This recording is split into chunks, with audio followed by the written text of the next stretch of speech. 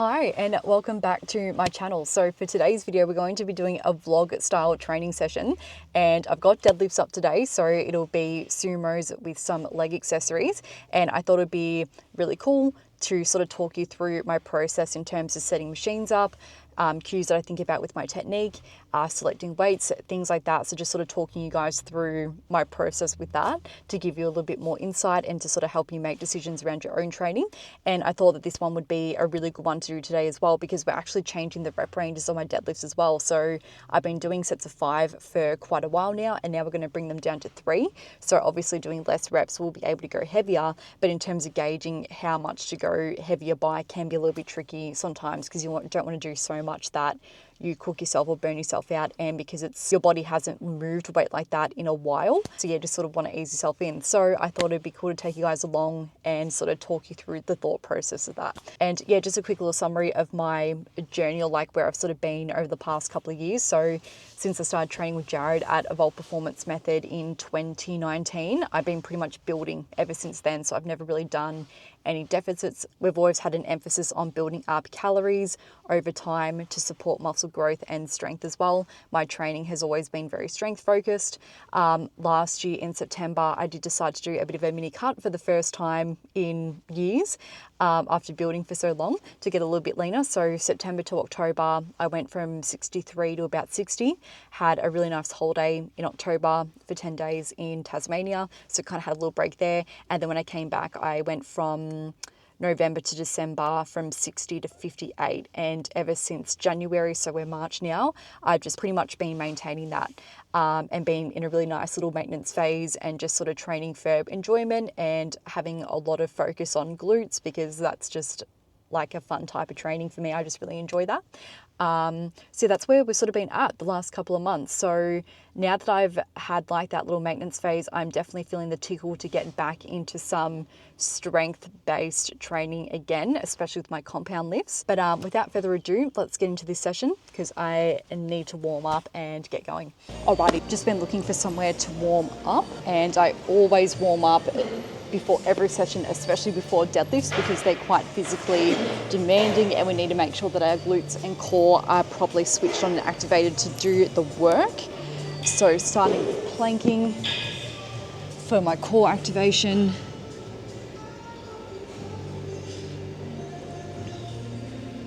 And I'll definitely cut this clip, because after a while you sort of get the gist of this.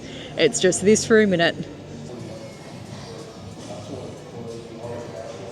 So what I'm doing here is a sort of modified side plank. So side plank, always important for your obliques and side of your core, but I'm sort of doing it so it has more of a glute focus. So after 10 seconds now, I'm going to sort of dip into my glute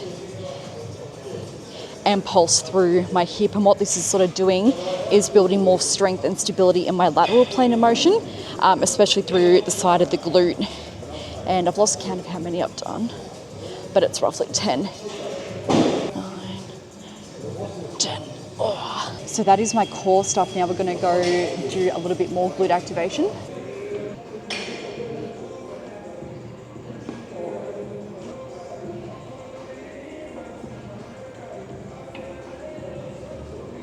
All right, we've got Jarrod here with us today as well. So Jarrod's been my coach for years now, since like 2019. Yeah, so quite a while. A good 5, 6 years. 6 years, yeah, crazy. What is going on with this camera angle? So yeah, jumping in with my session today. He always oversees my program anyway, and then jumps in with me for a session just to make sure I'm doing everything good and not getting up to no good. That's so it, yeah. Ticking all the boxes and doing the right things, that's it. That's it. So yeah, deadlifts today. So we're going to change my rep ranges from 5 to, are you thinking 3? 2s or 3s we'll go with, yeah. Ooh, okay. Make a block out of that. Yeah, cool. Bit of contrast in the lift, so rather than having 5s and anything higher, drop it down, probably go 2s for a block, and from there get much stronger, manage the intensity, not get too crazy with the weight too soon in the block, so that Mel can peak towards the end of the block at her best strength and not get too injured or too run down, or too banged up really. Yeah.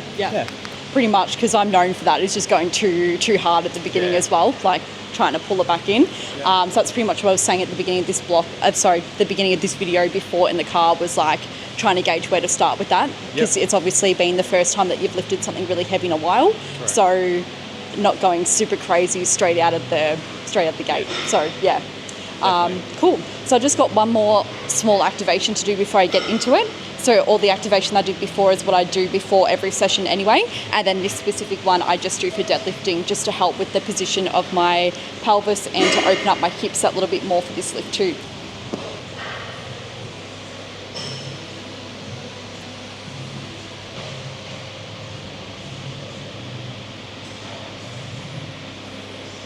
So I was doing 85 for 5 before the last couple of weeks, and that was feeling really good.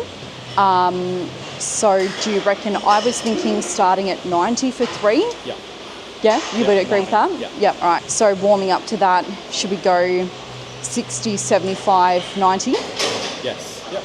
All right, cool. The goal of the warm-up is to feel prepared and mentally and physically prepared for the set and for the heavier lifts and the heavier sets without inducing or starting the fatigue process too early or at all, really. So if Mel can start warming up and start feeling good, getting more mobile, preparing herself mentally for the heavier work, then she'll be ready to go once the set starts. And now going 75, yeah.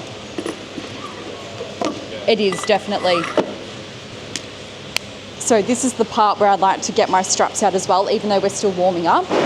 It's good to treat the warm-ups exactly the same as the actual lift as well. So always finding the feet first.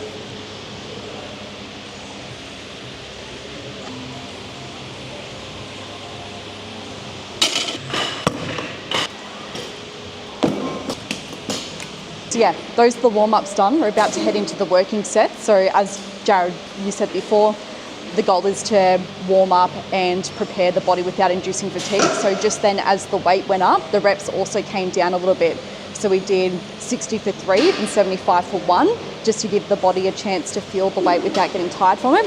And now we're going to jump into the working sets. So cool. Let's go.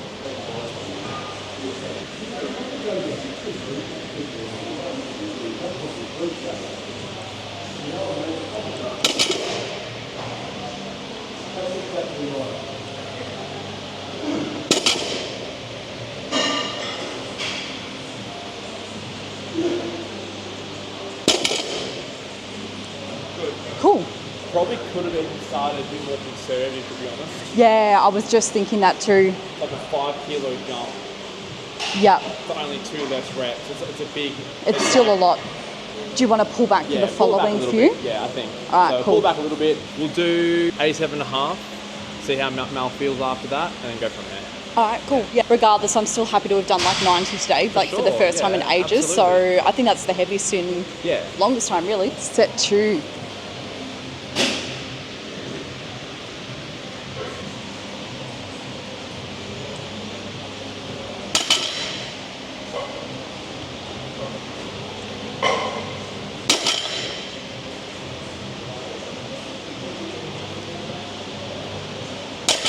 It feels so weird just doing 3. Like it's like almost too short. So quick. Yeah, exactly. What do you think of that weight? Is that Good. What do you think better? RPE is? I could probably do another 2 to 3 if I had to. Yeah. So it's probably a little bit high RPE for the first week. Okay, sure. Did you want to pull back to 85 for this last one or leave? I think pull back more. I think down to like 80. Okay, yep. So I think this is a really good lesson where the ego can really take over sometimes as well. Whereas I think if I wasn't with you, I would have just probably committed to the 90 and just like thought, 5 kilos isn't too much. I'm just going to try and do it and grind through it a bit. And I know that a lot of clients are like that as well. Like if they lift a certain weight for the first set, they're very like hesitant to want to pull it back. Yeah, because on paper, technically you probably can pull 90 quite easily for 3 reps because you can do 85 for 5. So technically, you can. Yeah. You definitely can. It just means though that the equivalent isn't always the same. So the extra kilos you put on for like a heavier lift, it feels often substantially heavier than going the other way around. Say like a lighter weight for more reps is far easier than like a heavier weight for less reps. Like the equivalent isn't the same because strength is a skill, the tissue, the muscle tissue, the fibers, everything like that, it hasn't been exposed to a heavier weight as much. So it's much more demanding in the moment. And therefore your body's not as accustomed to recovering from that as well. No, it's much harder. Yeah, so like on paper, yep, Mel can definitely do it. It's not hard, but it's demanding, and to set her up for a good block or a good training stint, it's going to be a lot harder to do if you start in such a like deficit almost of like energy. Yeah, absolutely. So it's always pulling back and thinking about that bigger picture rather than getting caught up in the moment and what you want to do in the moment. It's more what do you want to do long term, like what's the long term goal. And getting really strong and staying injury free is a patience game. It's definitely a marathon, not a sprint at all. And the best of the best are the ones who can play the long game, structure things properly, not rush the process, be patient, be consistent, and they're the ones who get stronger over time to the best they can. Really. All right, so going into a belt spot from here. So with this one, using the plates under my feet for a bit of extra depth and heel elevation.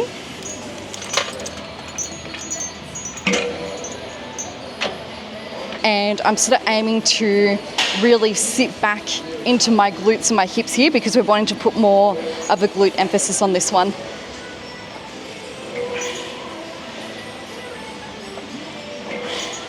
So really reaching back, knees out.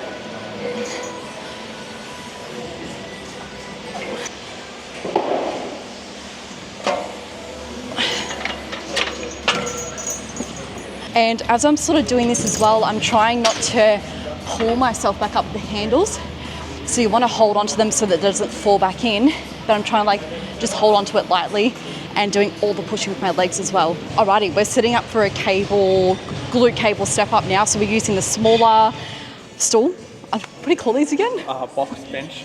Stool. Bench with a little bit of a plate, so that we're getting a little bit of depth still, but we don't want it to be so deep that the hamstring dominates and takes over. We want it to very much stay in the glute.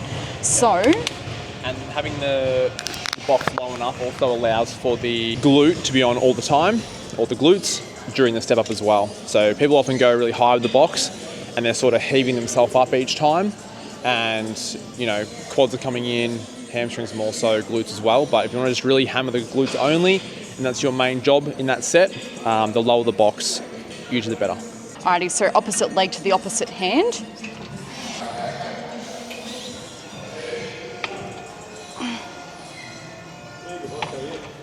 And I'm keeping my toes up and thinking about stepping back into my heel to avoid bouncing out of the bottom. So I'm just doing all the pushing through my glute.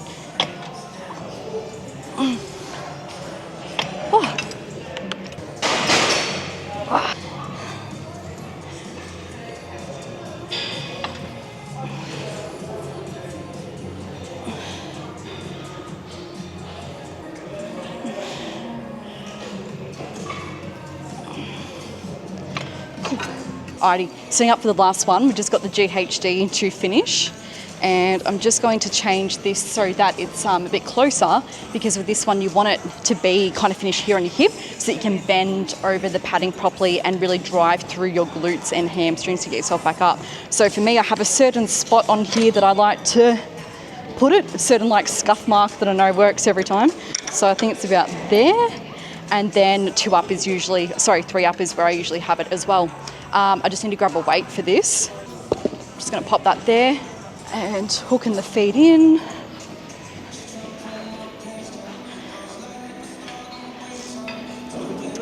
Digging my feet in so I'm in nice and tight, and from here I won't go anywhere. And then I'm going to pull this dumbbell up to my chest.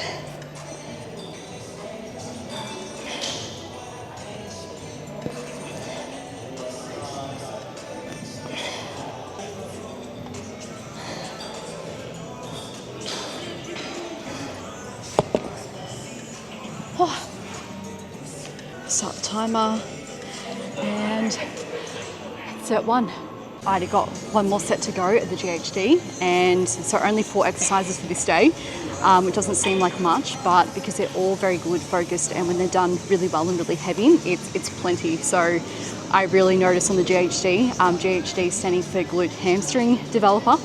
I really feel my glutes on this one just because they're so tired by this point, like they've really had enough. So yeah, 1 more set here, and then that's it, we're done.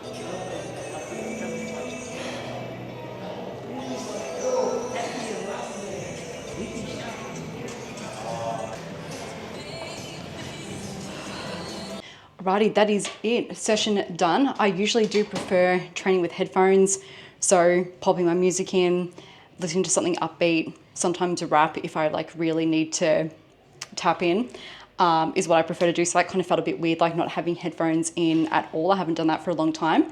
But no, I hope that you enjoyed coming along with me for this session. Thank you for coming with me.